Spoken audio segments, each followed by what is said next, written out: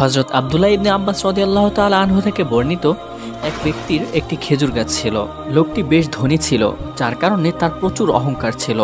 তার অহংকারের কারণে সে দরিদ্র ও গরিব লোকদেরকে মানুষ বলে মনে করত না। অধিক ধন সম্পদ থাকার কারণে তার উদারতার চোখ অন্ধ হয়ে গিয়েছিল। আর খেজুর গাছটি ওই লোকটির ঠিক বাড়ির সামনেই ছিল। কিন্তু খেজুর গাছটি তার বাড়ির এক প্রান্তে হওয়ার কারণে তার ডাল প্রতিবেশীর বাড়িতেও পৌঁছে যায়। তো যখন ওই লোকটি খেজুর পাড়ার জন্য গাছে উঠত, তখন গাছে নাড়াচাড়া পাওয়ার কারণে কিছু খেজুর ওই প্রতিবেশীর বাড়িতে গিয়েও পড়ত। এদিকে আবার প্রতিবেশীর বাড়িতে ছোট ছোট দুজন বাচ্চা ছিল। বাচ্চা দুটির বয়স এতটাও বেশি ছিল না, যার কারণে তারা ভালো মন্দ কিছু বুঝতো না। তো ওই অহংকারী খেজুর গাছের মালিক যখন খেজুর পাড়ত, তখন কিছু খেজুর ওই প্রতিবেশীর বাড়ির উপরে গেলে বাচ্চারা সেগুলো কুড়িয়ে নিত। অহংকারী লোকটি শিশু বাচ্চা দুটিকে গাছে থাকতেই অনেক বকাঝকা করত। এমনকি তাদের বাপ মাকেও বকা দিয়ে বলতো, তোমাদের বাচ্চা সামলাও। কিন্তু অবশ্য শিশু কি বা করবে, কিছু বুঝতো না। তারা আবারও লুকিয়ে লুকিয়ে সেই খেজুর চুরি করত। ক্ষুধার্ত পেটে সামনে খেজুর পড়ে থাকতে দেখলে কোন বাচ্চাই বা নিজেকে সামলাতে পারে। কিন্তু ওই অহংকারী খেজুর গাছের মালিকের একটুও মায়া হতো না। সে তার গাছ থেকে কতটুকু খেজুর পেরেছে সেটা দেখার আগে সর্বপ্রথম ওই প্রতিবেশীর বাড়িতে গিয়ে ওই বাচ্চাদের হাত থেকে খেজুরগুলো কেড়ে নিত। এমনকি ওই বাচ্চারা যদি কিছু খেজুর মুখেও দিত, আঙুল ঢুকিয়ে মুখের ভিতর থেকে সে খেজুরগুলো বের করে সে নিয়ে যেত। সে এতটাই পাষাণ দিল ছিল যে বাচ্চারা শত কান্না করলেও সে একটি খেজুরও তাদেরকে দিত না। প্রতিবেশী এমন অমানবিকতা সহ্য করতে না পেয়ে সে নবী করিম সাল্লাল্লাহু আলাইহি ওয়াসাল্লামের দরবারে গেলেন। সেখানে গিয়ে সে নবীজির নিকটে আরজ করল, হে আল্লাহর রসুল, আমার প্রতিবেশীর একটি খেজুর গাছ রয়েছে, যে খেজুর গাছের একটি ডাল আমার বাড়ির উপরে ঝুলছে। সেই অহংকার লোকটি যখন খেজুর পাড়তে ওঠে, তখন ঝাঁকুনিতে আমার বাড়িতেও কিছু খেজুর পড়ে। আর আমার অবুঝ বাচ্চারা ক্ষুধার্ত পেটে সেই খেজুরগুলো কুড়িয়ে নিলে ওই অহংকারী লোকটি আমার বাচ্চাদের হাত থেকে তার খেজুরগুলো কেড়ে নেয়। এমনকি তাদের মুখের ভিতর থেকেও আঙুল ঢুকিয়ে খেজুরগুলো জোরপূর্বক বের করে নেয়। তখন আমার বাচ্চারা শতকান্না করলেও লোকটি আমার বাচ্চাদের একটিও খেজুর দেয় না। হে আল্লাহর রসুল, নিজের চোখে আমি আমার সন্তানদের কান্না আর দেখতে পারছি না। আপনি এবার বলুন আমি কি করতে পারি? আমি এতটাও বড়লোক নই যে আমি বাজার থেকে কিছু কিনে তাদের ক্ষুধা নিবারণ করব, অথবা আমি তাদেরকে কিছু খেজুর কিনে দিব। নবী করিম সাল্লাল্লাহু আলাইহি ওয়াসাল্লাম ওই ব্যক্তির কষ্ট ভরা নালিশ শুনে সে তাকে বাড়ি যেতে বললেন। সে বাড়ি যাওয়ার পরে নবী করিম সাল্লাল্লাহু আলাইহি ওয়াসাল্লাম ওই খেজুরওয়ালার বাড়িতে গেলেন। সেখানে গিয়ে তাকে আওয়াজ দিলে সে ঘর থেকে বের হয়ে আসে। অথবা নবী করিম সাল্লাল্লাহু আলাইহি ওয়াসাল্লাম বললেন, হে আল্লাহর বান্দা, তুমি তোমার এই খেজুর গাছটি আমাকে এই ওয়াদার উপরে দিতে পারো যে তুমি ইহার বিনিময়ে জান্নাতে একটি খেজুর গাছ পাইবে? নবী করিম সাল্লাল্লাহু আলাইহি ওয়াসাল্লামের কথা শুনে ওই ব্যক্তি একটু মুচকি হাসলো এবং হেসে বলল, হে আল্লাহর রসুল, মাফ করবেন, আমি এই গাছটি আপনাকে দিতে পারবো না।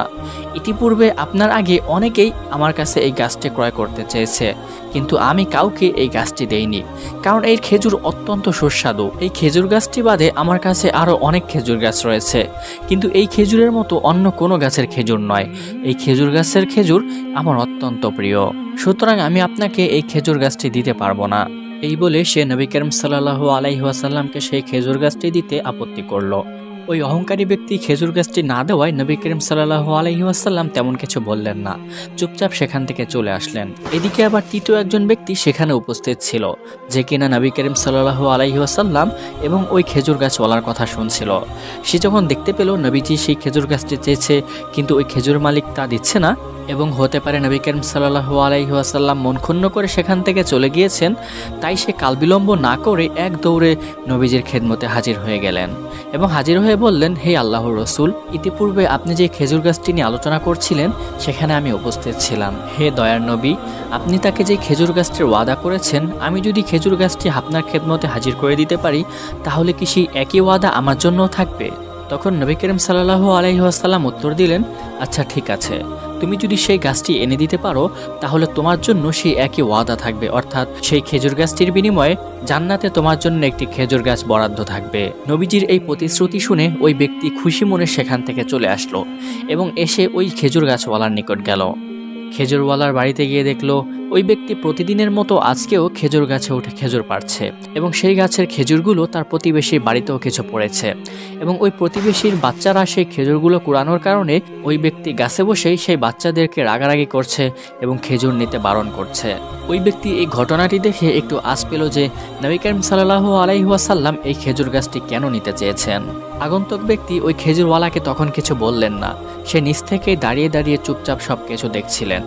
ওই ব্যক্তির খেজুর পাড়া হলে সে যখন নিচে আসলো তখন সে ডেকে বলল, হে খেজুর গাছওয়ালা, তুমি তোমার এই খেজুর গাছটি আমার কাছে কি যে কোনো মূল্যের বিনিময়ে বিক্রি করতে পারবে?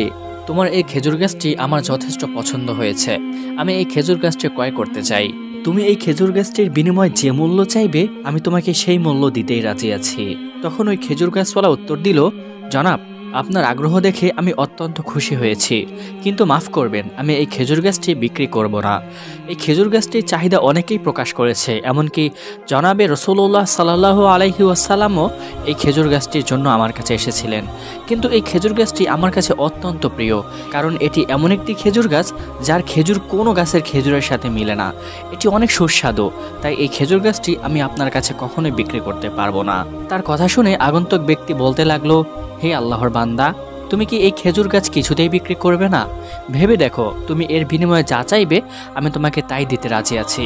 তার কথা শুনে খেজুর গাছওয়ালা তাকে পুনরায় বলতে লাগলো, হে জনাব, আমি এই খেজুর গাছটি বিক্রি করতে পারি, কিন্তু এর বিনিময়ে আমি যা চাইবো তা কেউ দিবে না। আপনি তো খুব বড় গলায় বলছেন এর বিনিময়ে আমি যা চাইবো তাই দিবেন, কিন্তু অবশেষে দেখা যাবে আমি যা চাইবো আপনি নিজেই তা দিতে অস্বীকার করবেন।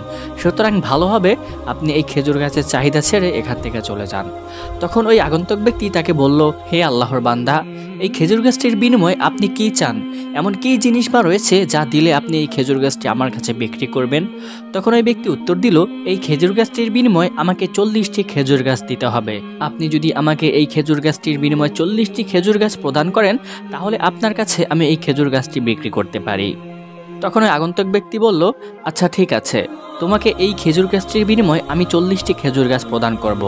তুমি যদি তোমার কথা সত্যবাদী হয়ে থাকো তাহলে তুমি আমাকে কসম খাওয়ার সাথে এই প্রতিশ্রুতি দাও যে 40টি খেজুর গাছের বিনিময়ে তুমি আমার কাছে এই খেজুর গাছটি বিক্রি করেছো। খেজুর গাছওয়ালা যখন দেখতে পেল যে সে একটি খেজুর গাছের বিনিময়ে 40টি খেজুর গাছ দিতে রাজি হয়েছে তখন তার মাথায় একটু শয়তানি বুদ্ধি আসলো। ওই ব্যক্তি খেজুর গাছের দাম বাড়ানোর জন্য সে পুনরায় খেজুর গাছ বিক্রি করতে অস্বীকার করলো। আগন্তুক ব্যক্তি অস্বীকার করার কারণ জিজ্ঞাসা করলে সে উত্তর দিল, এই খেজুর গাছটির বিনিময়ে আমাকে যে 40টি খেজুর গাছ প্রদান করা হবে সেই 40টি খেজুর গাছ এক জায়গায় হতে হবে, অর্থাৎ সেটি একটি খেজুর গাছের বাগান হতে হবে। এমন যেন না হয় আমাকে যে 40টি খেজুর গাছ দেওয়া হবে সেই 40টি খেজুর গাছ বিভিন্ন স্থান থেকে, অথবা এমনভাবেও যেন আমাকে না দেওয়া হয় যে আমি তার থেকে উপকৃত হতে পারবো না। তখন আগন্তুক ব্যক্তি একটু অবাক চোখে তার মুখের দিকে তাকিয়ে বলল, একটি বাঁকা খেজুর গাছের বিনিময়ে এত শর্ত? আচ্ছা ঠিক আছে, তোমাকে আমি 40টি খেজুর গাছ একটি বাগান থেকেই দিব। তাহলে এবার তো কমপক্ষে কসম খেয়ে বলো যে তুমি 40টি খেজুর গাছের বিনিময়ে এই খেজুর গাছটি আমার কাছে বিক্রি করেছো। কথা মতোই ওই খেজুর গাছওয়ালা কসম খেয়ে সেই খেজুর গাছটি দিবে বলে প্রতিশ্রুতি করলো।